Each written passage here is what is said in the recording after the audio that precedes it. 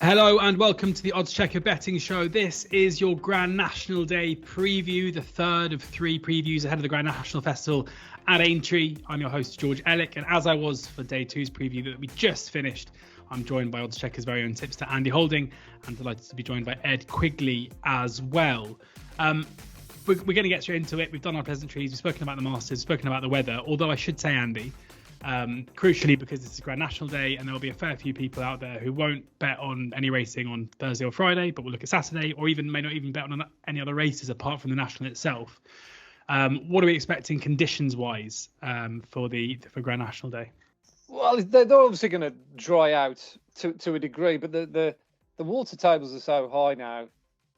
It only would take another shower of some description for it to revert back to what it was. I mean, they've had, biblical amounts of rain in that area.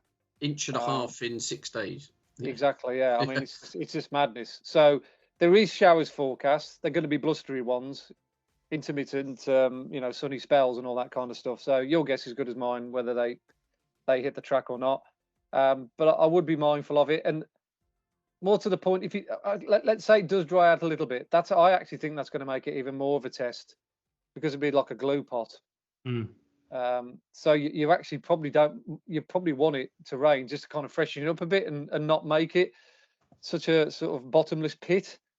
So yeah, whichever way you strip it down, it's going to take a lot of getting. There probably won't be as many fallers as they have been in previous years because the fences have been modified again. I think a lot of jockeys actually say that park courses are harder to jump than Aintree because they just flick through the top now, and horses quickly work out that they can get away with it.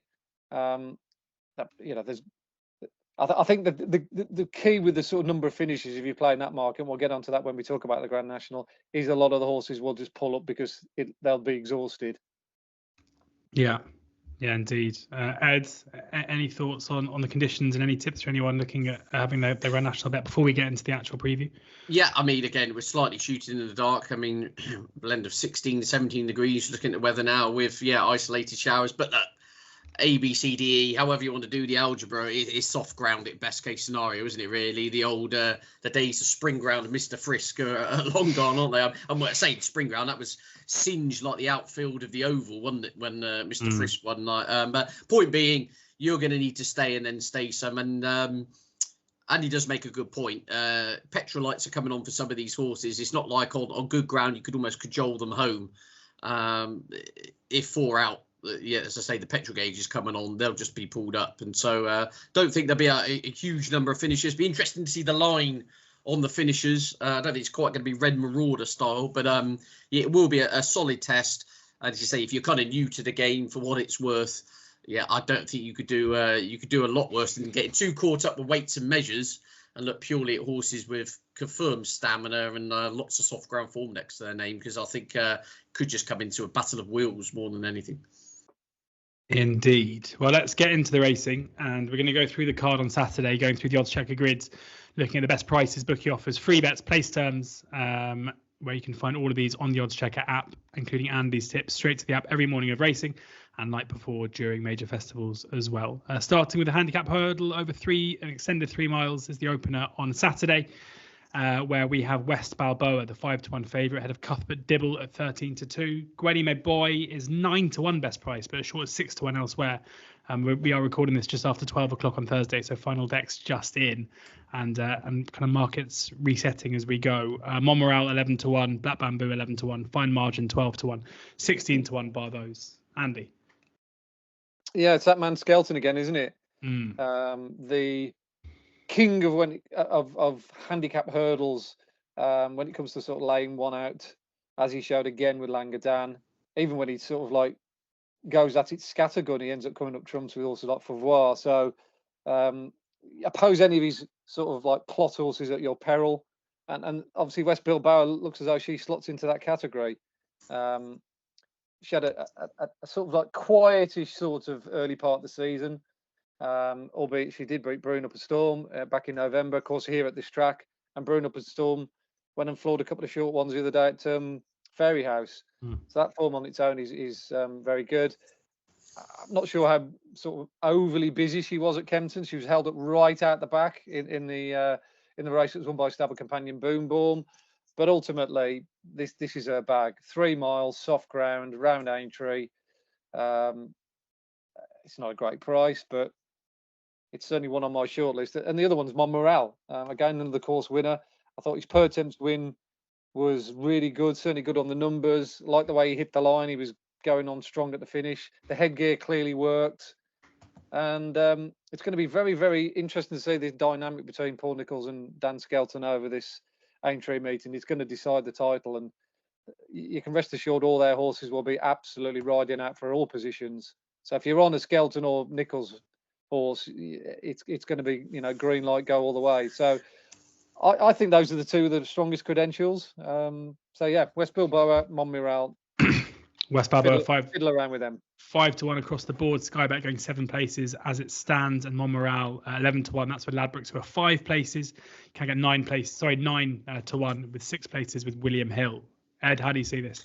Yeah, hard to boot West Balboa out of the frame. She's £6 higher than last year, but she's unbeaten at the track. Loves soft ground.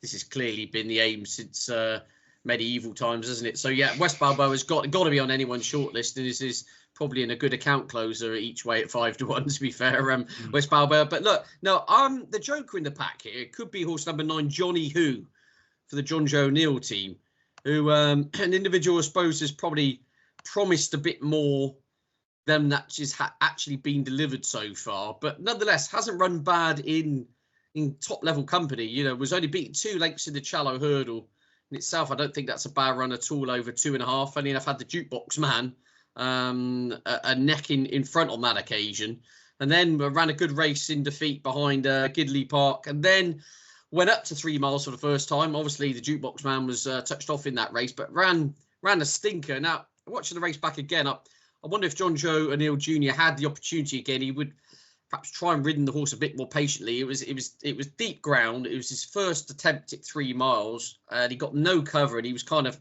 out wide with daylight, and the horse was just far too keen.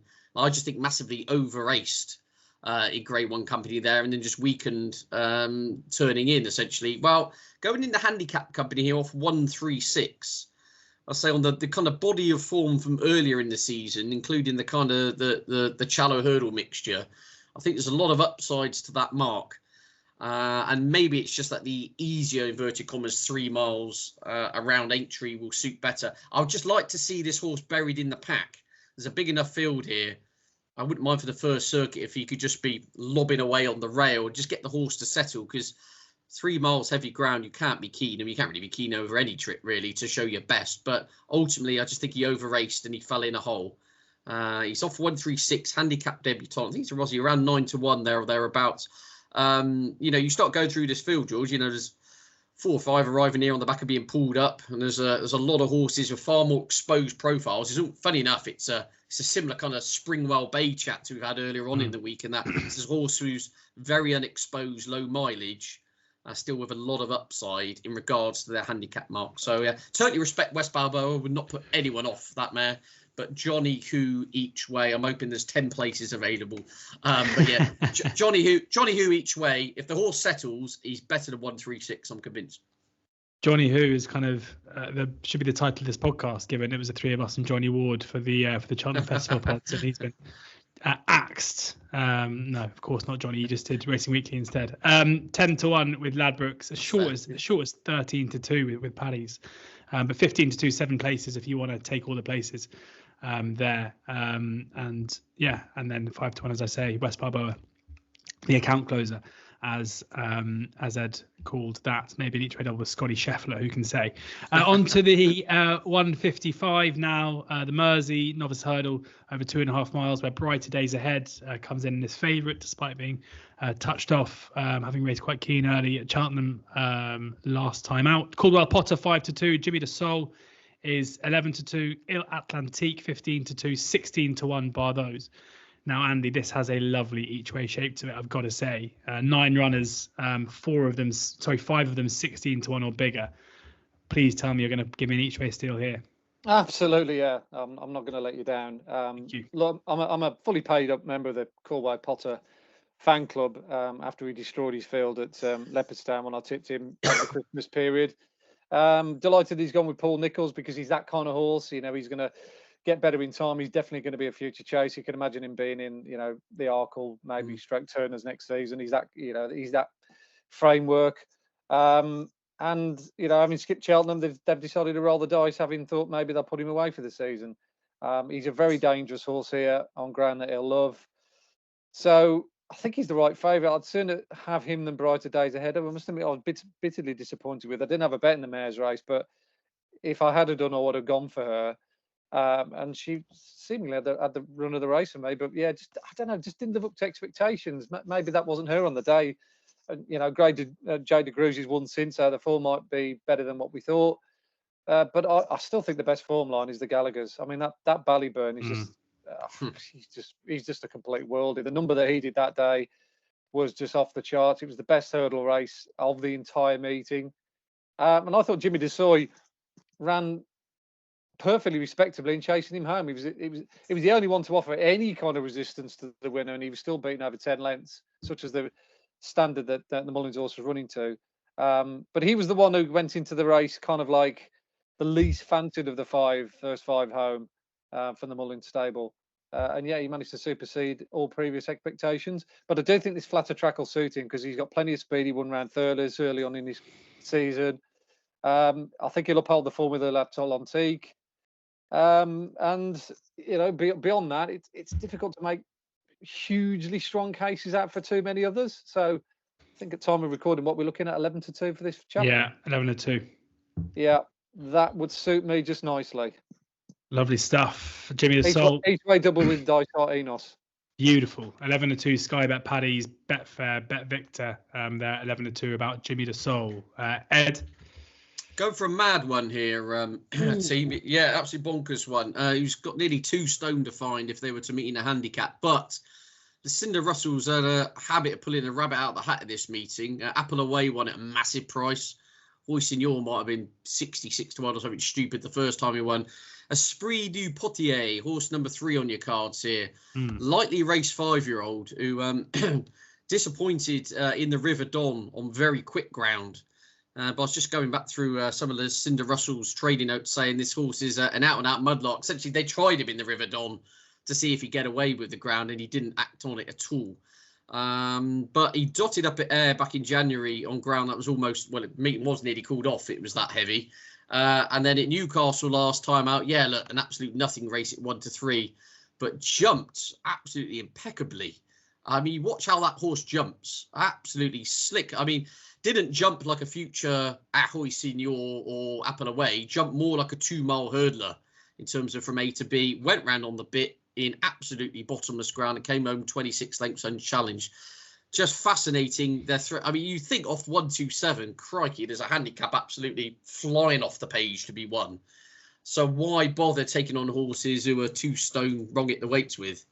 To me, I think around 25 to 1. I wouldn't be shocked. This horse is clearly miles better than 127. Crucially, as Andy says, I was just reading, seeing the officials at Aintree, Clark of the course, etc., saying I think by Saturday it could be a real glue pot, for want of a better phrase. I think it's going to be really hard work by Saturday, and I don't think that'll probably be a problem for Esprit de Potier taking on a lot of horses who A, had hard races at Cheltenham, and B, it's a little bit kind of guesswork as to where you are with a few of them again. You know, Coolwell Potter, as you say, new stable, new surroundings, brighter days ahead, short enough price. She had a hard race on deep ground only 4 weeks ago, etc., etc. We start going through them. This is a fresh individual for Yardu. Very good record at getting horses who are officially inferior to suddenly take a massive step forward at this meeting. So each way, as you say, hopefully we can get the 9 going to post. That sets the race up nicely, doesn't it? Esprit de Potier each way could just be an out-and-out mudlark and will handle conditions better than others who are officially much better treated. Esprit de Potier, 33 to 1. Sky Bet Paddy's, Betfair Sportsbook, Bet Victor. A nice big price fancy there for Ed in the second race on the card on Grand National Day. On to the Handicap Chase. Next up, we've got 13 in here. Cribilli is the 4-1 favourite. The King of Rye Hope is 5 to 1. Forward Plan 13 to 2. Twig Runner up at, that's a sharp and take a breath, as I say, Twig there from Ed. So I'm wondering if Twig's another one that just went awry at the festival. No, not actually. No. Cruise Control 9-1, Kilbeg King 11-1. I think you were just refreshing your radar, weren't you, for over Augusta? Fugitive 14-1, Sam Brown 14-1, 16-1 bar those. Ed, take us away here. Yeah, no strong view on this one. Twig would like better ground. I think the team were very surprised how well Twig ran on deep ground in the Ultima. The obvious one is Krabilly, who I think should improve for this step up in trip. Probably going to be a big day for John Joe Neal, is the way I'm seeing things. But look, the thing with Krabilly is, we touched upon this, didn't we, in the pre-Cheltenham bulletin, that is his jumping was alarming. Obviously, he fell at Cheltenham when looked as though he was going to beat Ginny's Destiny back in November. He hit everything in that hot race at the December meeting, of course, when Ginny's Destiny won it. Grey Dawning was second. You know, that form is absolutely mustard. And it'd been the tail of his season, really, travelling supremely well and then throwing races away with making bad mistakes at key times. Like, he got away with it in a 3-runner race at Exeter. But I was convinced. I thought I could not have him on my mind at 7-2 in a 20-runner field in the plate.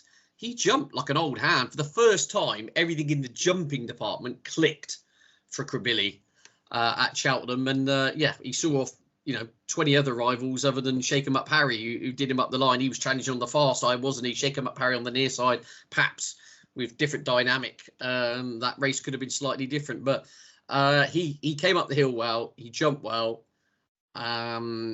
He's taken on trust.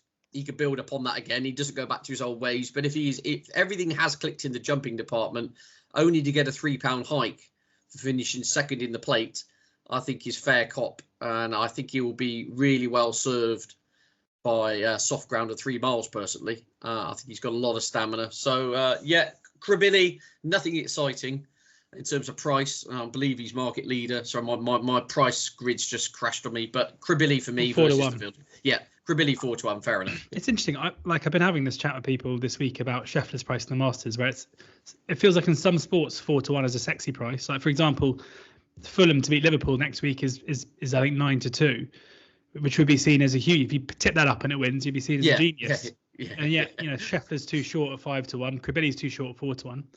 I wouldn't turn your nose up at a 4-1 winner. Andy, how do you see this? Yeah, I quite like the other lightly raced novice, the King of Rye Hope. We're not talking about fancy prices here either with this chap. I think bookmakers have got this race pretty much in their favour. They're not giving too much away. But I do think he ran a really, really nice race in the Reynoldstown. Reynoldstown form was okay at Cheltenham. The two of them ran quite well, didn't they, in the 4-miler? 3-mile 6er now, we should call it, behind Corbett's Cross. Kilbeg King and Apples Away, I think they finished 3rd and 4th respectively. But that was a really good time figure, that Ascot race. And had he not made a bad mistake at the last, I think he would have gone close to winning that day. This again is another one that's clearly been the target. He's more renowned, Dan Skelton, of course, for targeting hurdle races, as we know. But Unexpected Party was a winner over fences, and he was obviously saved especially for the Grand Annual. And providing the ground's not too bad for this lad, don't forget he's running a couple of graded races so far in his career. I think he's potentially well handicapped off 137. So I think the Skelton bandwagon is definitely going to keep rolling on this week, one way, shape or form. And the King of Rye Hope looks another one who's going to go close in that 230. It's a huge clash here. Quigley versus Holding at the top end of the market in the 230.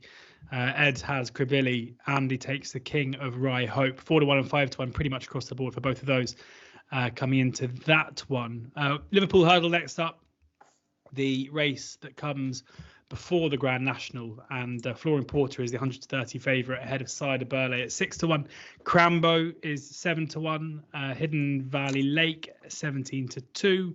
Strong Leader 9-1. 10-1 Buddy One 12-1. Bar those. Andy, you were keen on Crambo going into the Stayers. Yeah. Is it line through that run, or is it a line through the horse? You can't put a line through the horse. I mean, it's his only real bad run on his dance card. Maybe Cheltenham wasn't his track. That was the only thing that we didn't know going into that race. But we know he likes Aintree. I mean, he proved that when he ran here last season. He was a bit unlucky given what happened to him behind Irish Point when a horse fell in front of him, and he made a mockery of his handicap mark at the first time up. So Aintree is definitely his bag. Flat track. I certainly wouldn't put you off Crambo. I actually think Side de Burley could go quite well here. I know he's a 12-year-old now, and he's been round the block more times than a tramp's dog, but he absolutely loves this time of year. I don't think his preparation for Cheltenham arguably went probably that great. He only had the one run, so he went in there a little bit undercooked. He just didn't look as sharp as normal. But from being last at the top of the hill, he somehow managed to finish 5th. So the spark is still there. And I remember this race last year quite distinctly. You were like watching him and thinking, from a long way out, he's won. He just travelled great. He just looked in really good form with himself, and he just basically bossed it. And an on-form Side de Burley still got it in him to beat this field, because there isn't any improvers, no lurkers. There's no Johnny Come Lately's here. We know all about these, the Floor Importers, the Dash Hill Drashers. They seem to be running in these races for like decades. But yeah, I think he's one not to write off here, Side de Burley. So look, Crambo, it wouldn't surprise me if he went and did the dirty on me. But I think at the price, his Side de Burley doesn't look a bad each way shout, because I wasn't expecting him to be 6-1. Yeah, sure, it's 4-1 with Hills, but 6-1 is there with Sky Bet, who are 4 places as well. Given only 12 run, that could appeal. 6-1 also with Paddy's and Betfair Sportsbook. Ed, how do you see this? Yeah, again, similar to Andy in the sense of this, we kind of know where we are with a lot of these. The Crambo run was a mystery to. I mean, I love a good excuse afterwards. And you can see Fergal O'Brien actually looked lost for an excuse, which always just starts to irk me. It was just so bad, and they couldn't really put a finger on it. I mean, it was beaten 3 out. Previous to that, you thought he was the one with the most upside, wasn't he? He's the young 7-year-old coming through, and as Andy says, you've got a lot of horses here who've just been galloping around since the days of party politics. Now, if I was going to throw one at mad price here, Monkfish was actually going to right in the Gold Cup to making a bad error on the second circuit. I can't remember which fence it was, but made a Horlicks of it, and then Patrick Mullins just admitted defeat, and that was game over. And so what I'm saying is the horse was, inverted commas, saved on the back of that on heavy ground. This is a horse previously to that looked very good on the comeback, beating admittedly a kind of an average field for the grade, and beating Somerville Boy and Ashdale Bob, but a lot of the old fires were still burning on a raw form. Horse of a lot of ability, of course. Brown Advisory winner at the Cheltenham Festival, absolutely loved the ground. Look, he's not getting any younger, but he's very lightly raced for his age, it has to be said. This is just his 8th hurdle start, and he's won 4 of them. Including it at the highest level as well. So he's a very low mileage 10-year-old who's a big price, who's trained by Willie Mullins, is ridden by Paul Townend, loves soft ground, and it's a little bit of a glorious old rogues gallery here, isn't it? In terms, you've got a lot of old favourites who a blend of either battle hardened or have gone over the hill, and we don't quite know which way. But at least with Monkfish, he's very lightly raced for his age. I wouldn't put you off him at a price in a race where I could see kind of 7 different results. Yeah, Monkfish, a bit of disagreement around the bookies, around Monkfish's chances here. You got 10-1 with Sky Bet, Paddy Power, Betfair Sportsbook. 20-1 best price. That is with Bet Victor, Coral, who are 4 places, and Labrix, who are 4 places as well. Just goes to show that the value you can mop up if you do use oddschecker there, double the price from one firm to another. Now, the big moment, it is the Grand National 2024. Time to preview the big race, not just of the weekend, but probably of the year for many people around the world. Korak Rambler is looking to make it back-to-back Grand Nationals, having run an absolute stormer in the Gold Cup last time out. I think we all said last year that maybe that run at Cheltenham when winning would have taken a fair bit out of him, but he put paid to that with that impressive performance last year. Will it be the same this time around? 6-1 best price for Correct Rambler with Spread X and with Sporting Index. I Am Maximus is 8-1. Meeting of the Waters 9-1. Vanillier 10-1. Mr. Incredible 12-1. Panda Boy 14s. Kitty's Light 14s. Marla Mission 16s. Limerick Lace 20-1. Nasalam 20-1. Noble Yates, former winner, 22-1. Manila Indo 22-1. Delta Work 25-1. Gallia Delito 25-1. 40-1 bar those. 34 in it. Andy, I know you pride yourself on your Grand National record, so give us one or two out of which we can get the winner this year. Yeah, I'll give you my 1-2 that I've already put up in my column 2-3 weeks back, and then I'll add another 2 to do the old racing tabloid tipsters 1, 2, 3, 4. So it gives me a chance to talk about perhaps a couple of others, or claim it if it's my fourth one. I've liked Panda Boy for a long time, probably since early part of the season when it looked as though the Grand National would ultimately be his target. I didn't know that for sure, but knowing how Martin Brazil operates and having won it before in number 6 Valverde, that's certainly the way he's thinking. He's got the profile similar to number 6 Valverde, i.e.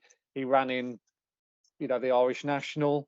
He ran in the old Paddy Power Chase. He's actually run well in that twice. And then he used a hurdle race back at Leopardstown at the Dublin Racing Festival just to put the kind of like fine tuning on him.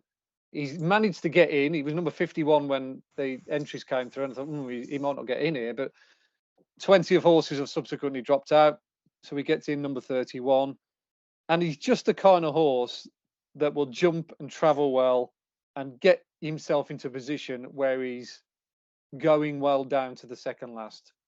Whether he genuinely sees it out from there on in remains to be seen. He didn't quite get home in the Irish National last year, admittedly, albeit he plugged on. He didn't fall into a hole. He just, the front 2 or 3 just found that extra gear. Iron Maximus, probably slightly classier horses. But yeah, he comes in here with a great profile. Absolutely love his chances. I think sort of 14-1 on the day with God knows how many places. But providing he can avoid accident, I'd be disappointed if he's not bang there. I like Marla Mission. He's another one that you've got to be thinking quite seriously about. The connections have decided from a long way out that they're just going to come here fresh. They can get him right at home. He has got a good record fresh. He ran well in the Hennessy, which is always a good trial. He's a top-class horse. He hardly ever puts a bad shift in. He's got a lot of similarities to sort of like Rule of the World, having running grade 1s, grade 2s as a novice. Again, another one that stays forever. He's another one with a clear hand. I couldn't see not going well. The other 2, like I say, against the field would be Mr. Incredible, who was unlucky last year when I think his tack slipped after he jumped Canal Turn. He's had a good prep, just had the 1 run. Again, another horse that stays extremely well. And I don't think the mare will go well, Gallia Delito. Mares don't win this race. I think you go back to 1951, the last mare that won it, but doesn't mean to say she can't jump around and finish in the first 3 or 4, given the form of the yard. And we know that she also stays extremely well, having finished second in a 3-mile 6 race at Warwick. So all the 4 I've picked are all copper bottom stayers that just keep galloping. So with a bit of luck, hopefully one of them might do okay. But Panda Boy would be my number 1 choice. And I'm also going to be backing the number of finishers as well. I think it'll be very, very tacky comes the weekend. And it all depends whether a jockey is that desperate to finish 10th, because they pay down to 10th. You get £5,000 for finishing the course and finishing 10th. I've got that at the back of my mind, but I do think there'll be either 10 or under finishes in the National. So you can sort of play around and work out your options based on that. I think there'll be. I think a lot of these will just be pulling up because they'll be absolutely on their feet. We've seen Hills, I think, a 9 or fewer at 2-1. But yeah, if you shop around, yeah, they've obviously seen that that £5,000 nugget for finishing 10th, and one horse might just be literally just asked to walk home. But that, I mean, given how well strung out they are at the Grand National, you're assuming then that they can actually see far enough ahead to work out where they are. Which I think Well, this is it. This is it. It happens. It happens quite a few years when you just get horses that are jockeys just like for their own personal benefit and ego, just like to finish the course, to say that they've been round. You know, even though they're like 2 fences behind. So yeah, that you've always got to bear that in mind. But look, I think it'll be an arduous national and survival of the fittest and all that. And but before we hand over to Ed for his thoughts, Andy, just what are your thoughts on Current Rambler's chances of repeating the trick? Very difficult. I don't get his price. I thought he had a very, very hard race in the Gold Cup. I watched the race directly in front of the winning line, and he absolutely walked over the line. Whereas when he won this race last year, he had a perfect prep. He charged up the hill in the Ultima. Bottomless ground. You could argue that is not ideal. Look, horses just don't go back to back unless you're a freak, unless you're a Red Rum or a Tiger Roll. And you could argue that Current Rambler, having won back to back Cheltenham Festival races and the National, you know, he should be signed up by Hugh Jackman for the Greatest Showman. You know, he's that much of a freak. But yeah, yeah, very good film. But I'd be mildly surprised if Current Rambler was to win it. Put it that way. Right, Ed, your turn. Yeah, I agree with Current Rambler. Excuse me. Yeah, I mean, £13 higher than last year. That's the difference. You could argue, well, you know, hard enough race in the Ultima last year, but he's got a stone extra to contend with this time round, and his run in the Gold Cup was slightly alarming in the sense I thought he was going to do a synchronised at one point and outstay everyone, and then the stayer just petered out, didn't he, inside the closing stages only 4 weeks ago. All in all, I'm against him for all that he is, in theory, or officially £3 well in. Yeah, I mean, I've 4th versus the field. Well, my 4th is Galia de Latour. Not much weight. I think she'll jump round. She'll be stalked round. I think Harry Scales actually said it was in the Classic Chase at Warwick. Perhaps they went a bit soon with her. I think she'll be ridden a bit more patiently, almost a little bit hostage for fortune. But I think they can just get round the first circuit. They'll then try and pick their way round into the place money at least and use those tactics. So yeah, my 3 versus the field. I've got a kind of a splatter in here. Manella Indo, I do like. Is in my 4. I actually think the cross-country chase being called off at Cheltenham has probably worked in this horse's favour because, actually, going back through his CV, he does have an incredible record, almost not quite your darling style, but he does have an amazing record when fresh. I actually really fancied him for the cross-country, but I think if he'd run and won the cross-country, that would have totally taken the edge off him for this. And I think him coming in here, a fresh horse, it's going to be absolutely ideal. The Henry de Bromhead team in good form. He's a lovely jumper. Ground won't be an issue. Yeah, he's 11 years young, but he's a very lightly raced 11-year-old. You know, just 18 starts over fences. You know, there's some novice chasers, you know, trained by David Pipe, which have done that this season. So, you know, I think Manella Indo can run a massive race of Rachel Blackmore on board. And then I've got a couple of bigger price ones I thought could easily get involved in the places. One of those is Capodanno, was pulled up in this last year. Now, again, Willie Mullins' insight much better than mine. I watched the race back. I thought, cool. But at the time, you know, you don't notice a million and one things that have gone in national. You watch the replay. You see Capodanno about 6 out, travelling as well as anything, and then fell in a hole and was pulled up. And straight away, I kind of noted down non-stayer. Well, I see Willie Mullins was pushed on Capodanno in one of his stable bulletins, and he said he refutes that claim massively. He said it was the preparation last year was the problem. The horse had been off the track for a year injured. They managed to get one spin into him, and it was almost just a bit of a rush job to get him to Aintree. Well, that was last year of 160. Now, he's only got £1 more this year, and he's managed to win a Cotswold Chase over 3 1/4 on soft ground where he jumped and travelled superbly. He's had a much cleaner run of things, and he had the perfect prep in the Ryanair Chase, where it clearly was an inadequate trip, and they had more than one eye. They had 1 eye and 3/4 on this race by running him over 2.5 miles in a Grade 1 against, you know, seasoned, classy 2.5 milers of Envoy Allen and Protectorats of this world, and he flew up the hill into 4th. I think he's had the perfect preparation for this, whereas conversely, 12 months ago he had a shocker, and he's only got £1 more. So he's in my each way playbooks. And then the final leg, I think in terms of if you want horses who are going to jump the fence as well, there are very few that will jump the better than Late Night Pass. For champion point-to-point trader Tom Ellis, the horse is officially back with now after a spell with Dan Skelton. Gina Andrews is going to be on board. Now, this horse trounced the field, funny enough. Go back to December's cross country and Manila Indo, etc. Late Night Pass bolted up on deep ground at Cheltenham over 3-6. I don't think it will be found wanting for staying. And as I just said, an excellent record over the national fences, including the Fox Hunters, was touched off in a Topham a couple of seasons ago as well. So it's a glorious jumper.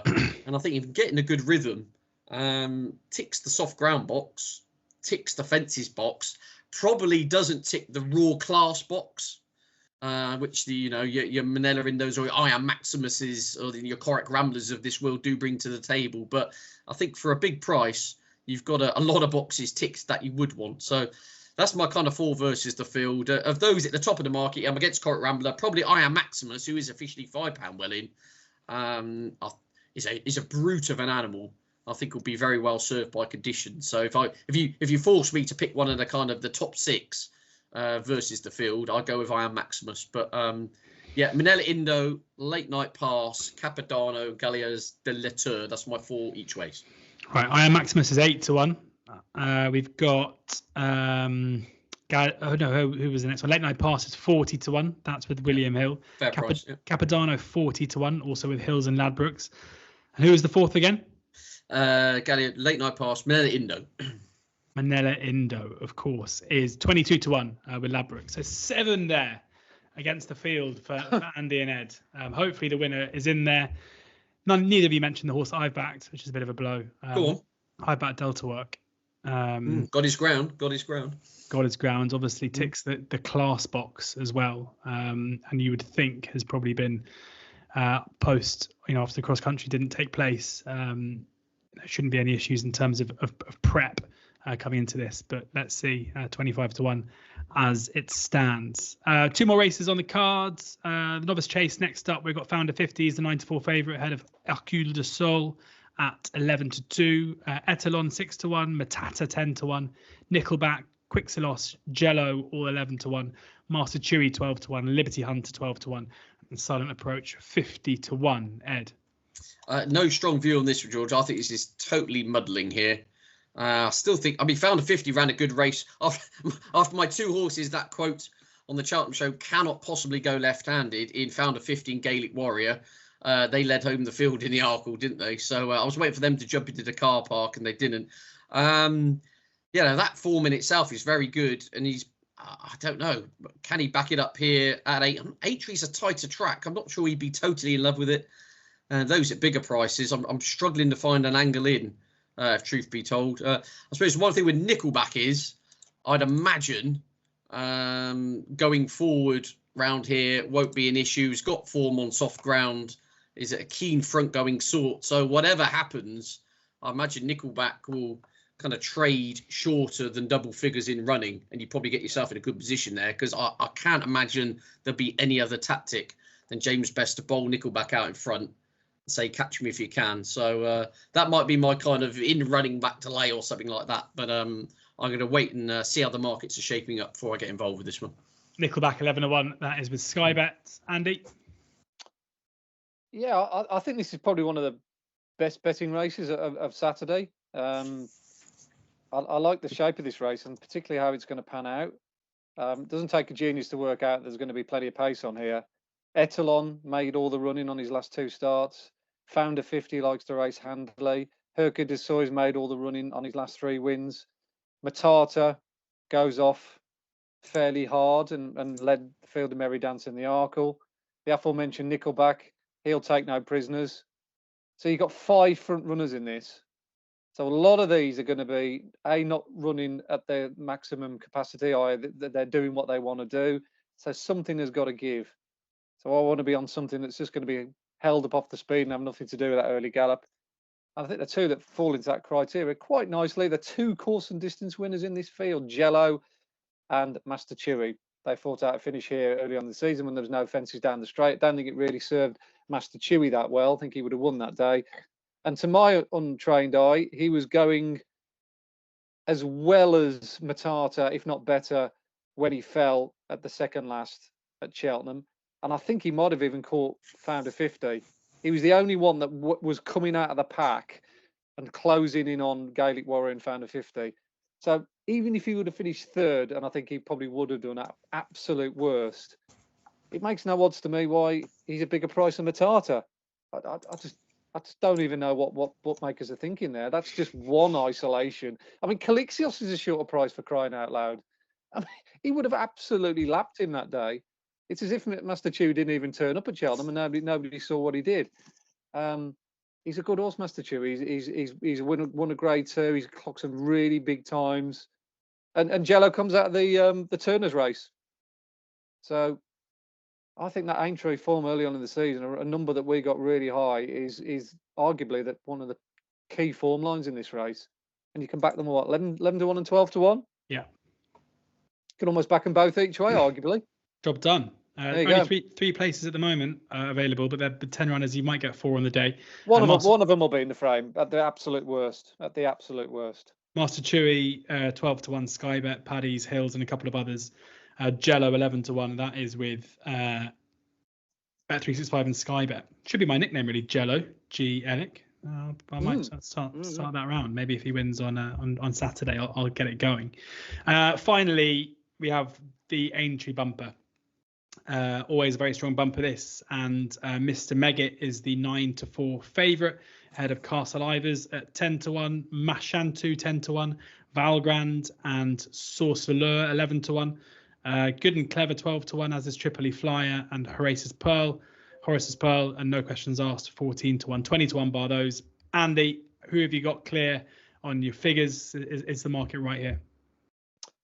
No. As is often the case with bumpers, the figures are just there as a guide. This is what they've done, but they say what they're capable of, blah blah blah, and they haven't had a chance to run in strongly run races like this. I actually fluked the winner in this race last year, and I was really keen on him at a big price. That thing of Nicky Richards is. I'm not necessarily sure I'm as confident going into this race this year than I was last year. But what I can tell you is that Castle Ivers and Marchantu have arguably been the two of the most impressive bumper winners on my eye so far this season. That Marchantu, when it won at Huntingdon the other day, it was well punted. First run for Emmy Lavelle, having come from Ray Cody's stable. Absolutely bolted up. You could see why they were raving about him beforehand.